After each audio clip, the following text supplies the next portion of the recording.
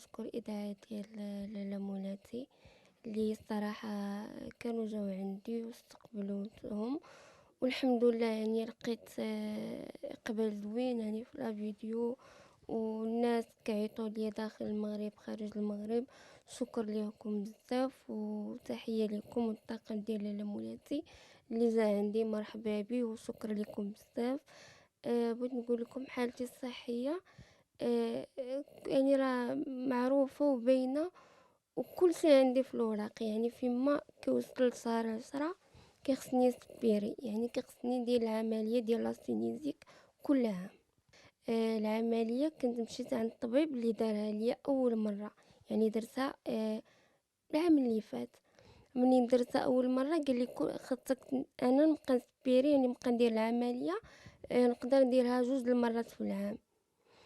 منين رجعت لعندو قال لي ديري لي واحد سكانير على الراس. منين درت له سكانير خرج بانني خصني ندريني، يعني خصني ندير ديك العمليه. صافي هو ما عرفتش علاش ما بغاش يديرها ليا. منين مشات لعندو ماما عاودت دات له سكانير، قال لها راه عندها ولكن ما تسيري ديها للسبيطار الرازي. انا بغيت غير نعرف علاش ما بغاش يدير لي العمليه وعلاش غير صيفطني للرازي. انا كنعرف الرازي خاصهم بغيو يمشيو له ناس كنعرفهم ما مشاوش ليه الرازي، ناس باغيين يمشيو للرازي يدوزو على الحاله ديالهم ما مشاوش له. لكن انا خصني ندير عمليه، انا خصني سبيري لاسينيزيك، علاش غنمشي ندير في الرازي؟ الرازي راه كيمشيو له الناس اللي مرادين بسيكياتر، الناس اللي خصهم يشوفوا طبيب نفساني. انا الحمد لله نفسيتي مزيانه مع راسي، نفسيتي مزيانه مع العائله، علاش غنمشي انا للرازي؟ الرازي راه عنده ناس اللي خصها تمشيلو، خصهم فريمون يعطيوهم ورقه. علاش انا غيصيفطني للرازي هاد الطبيب هذا؟ قلت لك، وقال لي ديريها لي في سيري للرازي. يعني انا ما عندي حتى شي تخصص، ما عندي حتى شي ورقه، ما عندي زعما حتى شي مرض ديال الرازي، وقال لي سيري للرازي. يعني صافي ماما ديك الوقيته ماما فشلات. ومنين ديت سكانير ديالي قريتو على برا عند اطباء على برا، كنصيفطهم لاي اوبيطال اي سبيطار كنصيفطو، كيقول لي ابنتي هاد مولات سكانير خصها تكون دارت العمليه وتكون دارتها في الربيع.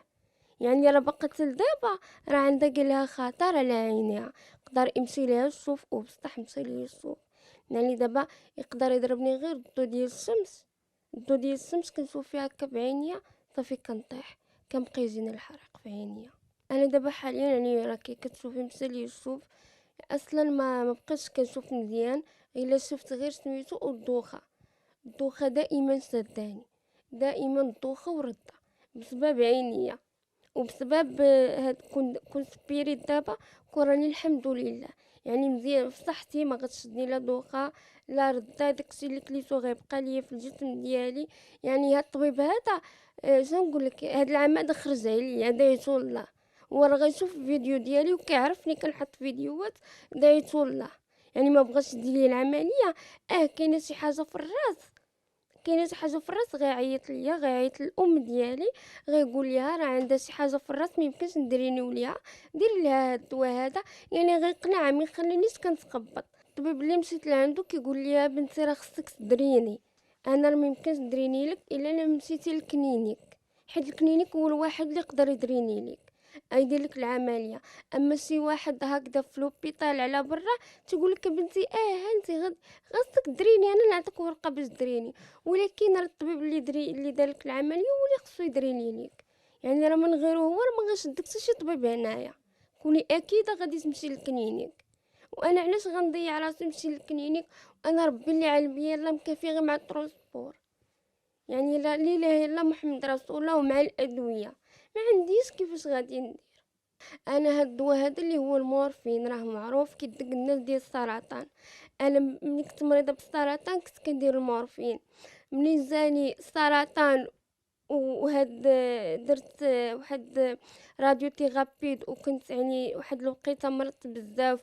وملي مشيت عاوتاني وليت كندير في العمليه على هاد المرض الجديد ديال لاسينيزيك. يعني بقيت كندير المورفين على وديت الحريق. يعني اكدوا لي بان ما عنديش يعني حريق ديال السرطان، عندي حريق ديال هاد العمليه هذه. انا تحديت راسي، وقفوا معايا ناس وحيدت هاد المورفين اللي هو صعيب مده ديال 3 شهور وانا محيداه. هو تيقول لك لا، شحال هادي كان كيقول لي انت مدمنه به. انا عندي ادمان ديال المورفين. انا كنعرف ادمان ديال حوايج اخرين، مخدرات، ماشي ادمان ديال الدواء، وماشي انا اللي تعاطيت ليه، هما اللي عطاوه ليا. راه معروف يعني مرض السرطان راه حتى شي دواء ما كيحبسو. راه كتقولي ما عرفت اش نشرب العافيه باش تكالما ليا الحرق.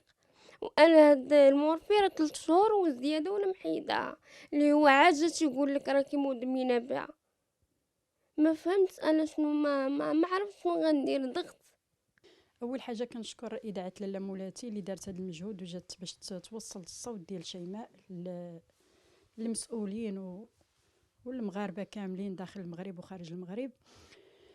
اليوم شيماء وصلت لواحد المرحله ديال التطبيب. دابا شيماء محتاجه باش دير واحد لوبيراسيون اللي هي بداتها وما بغاوش يكملوا ليها، ما عرفتش علاش. من بعد ما شفت دوك لي ريمات ديالها وقريت ناس وكل واحد تنعطيه سكانير كيقراه ليا وكل واحد تنعطيه لي ريم، كنشوفوا بان عندها واحد الغده في الجبهه ديالها ماتت. يعني ملي كنقولوا غده في الجبهه ديال واحد الانسان اللي هو على قيد الحياه راه ماشي سهله.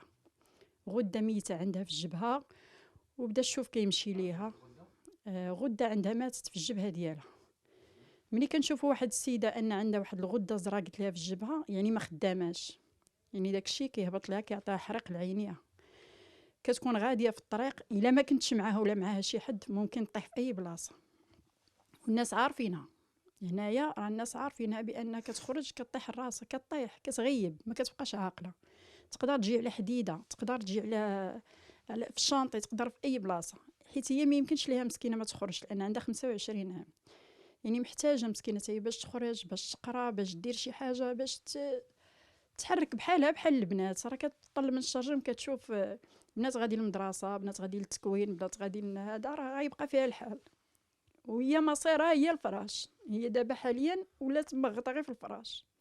انا كتبقى فيا ولكن الغالب الله ما لقيتش لها الجهد. دابا المشكل اللي عندها سينيزيت كرونيك وما بغاو يديروا معاها حتى شي حل.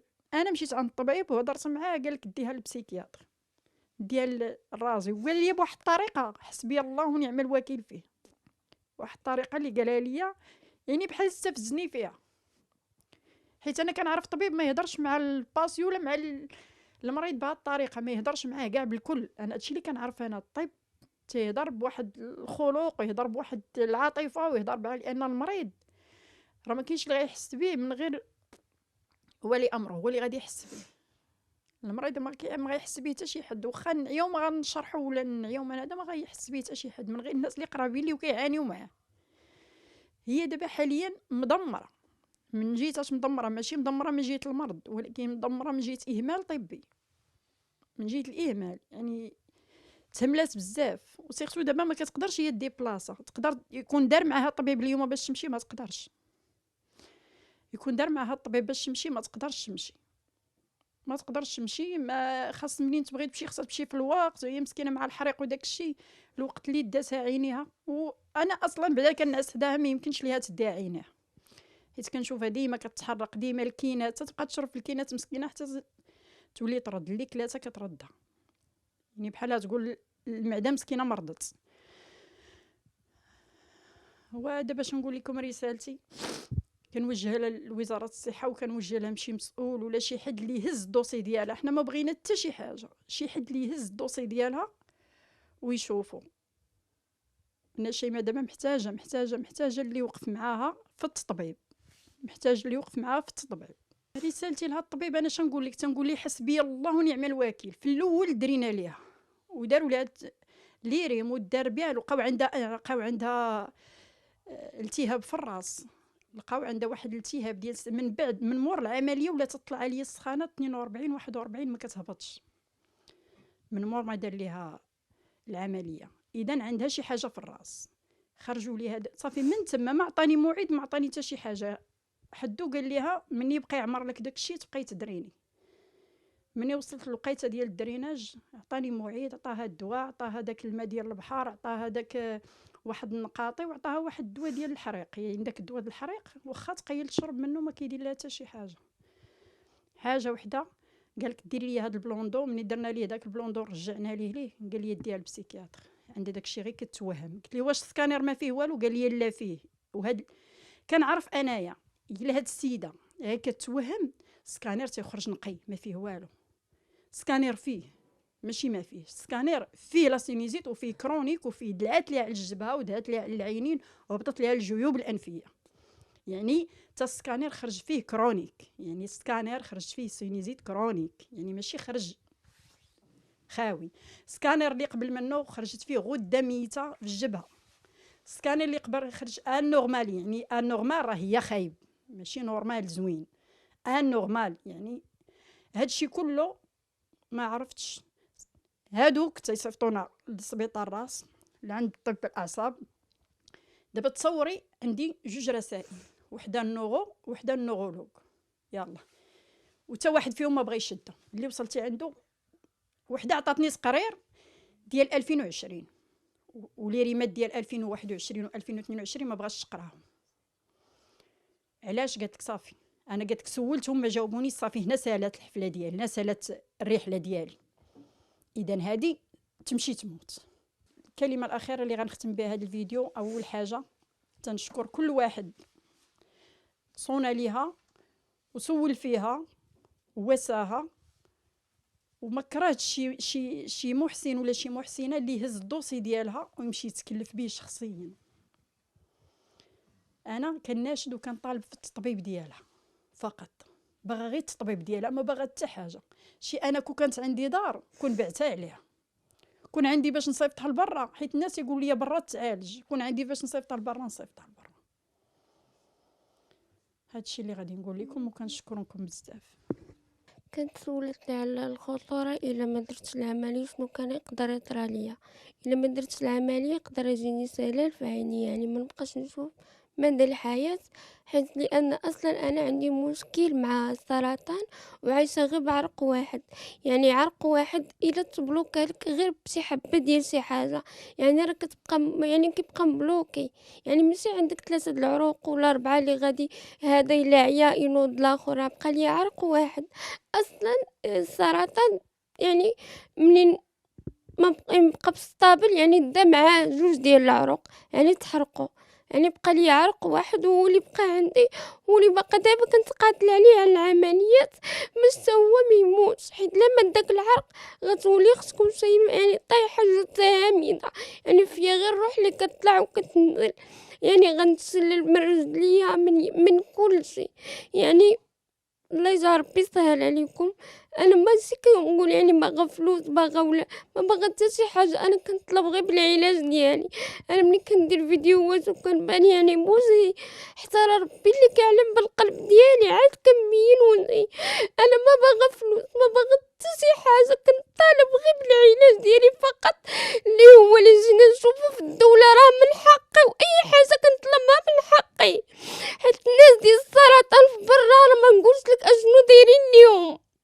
انا ما كنطالب لا بامبيلونس ديك النهار جات نهار طرا لي مشكل كبير ما نقدرش نعاودو، كاين اللي غيتقبلو كاين اللي ما غيتقبلوش، طرا لي مشكل كبير تدخلت الامن الوطني ودخل ما عرفت اشنو باش جابوا لي امبيلونس داوني للسبيطار، وماشي السبيطار ديال السرطان، سبيطار واحد اخر، سبيطار واحد اخر. ومجيت لداك السبيطار دخلت نسال الانعاش معيطين لبابا جيب ليها تورين برا خاويه باش يديروا لي الدواء. بابا مشى ب 15 درهم حتى الفارماسيان ورجع ب 15 درهم باش يجيب برا دايره ب2 دراهم. وملي رجع قالت له جيب لي هاد الكينه هادي باش ندوزوها ليها.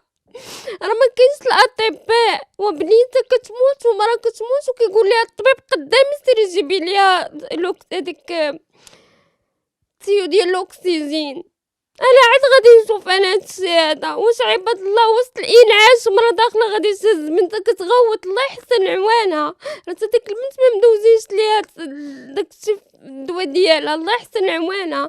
ولكن في الانعاش بنادم مغيب وكنوض من الغيبوبه كيسمع الغوات راه ما كاينش عندنا سبيطارات، ما كاينش انا كنقولها وقادره على اننا الهضره اللي كنقول نتحمل المسؤوليه ديالها.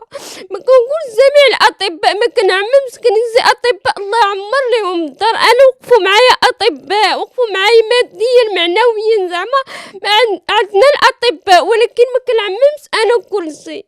لا اله الا محمد رسول الله. واش الطبيب كيقول وحده غادي تسمى بين الحياه والموت كيقول لها نبيع لك داك الماسك ديال الاكسجين؟ راه انا جاتني الحرقه عليها، راه حشومه عايبه عليك وعار. انت غادي تضير شي نهار وغيبداو يديروا لك بحال هكا، غيوريو لك ويخبيو لك، راه حشومه عليك. واش برا ما كايناش في السبيطار؟ غتصيفطوا واحد مسكين راسو العقل مرفوع عليه، غتصيفطوا باش يجيب لكم برا. علاش برا ما عندكمش؟ انا خصو يدخل وزير الصحه، خصهم يدخلوا الناس اللي كيجيبوا الادويه للسبيطارات. انا ماشي كنقول لكم خالد السبيطار، راه وسط السبيطار ما كايناش برا. ولا عباد الله راه ما فهمتش انا السبيطارات فاش بنادم ما فهمتش انا بنادم راه مقتول وتزيدوا تقتلوا فيه، راه عيب عليكم، راه حشومه عليكم، حشومه في المسؤولين اللي كيديروا هذا الشيء. انا كناشد سيدنا ووزاره الصحه وكل شيء، كناشد اول سيدنا الله يشفي علينا والاسره العلويه، وكنبغي نقول سيدنا الا كان ممكن يخرج هو بنفسه ويدير تحريات ويشوف النصابه اللي عنده في البلاد. وشكرا لكم بزاف.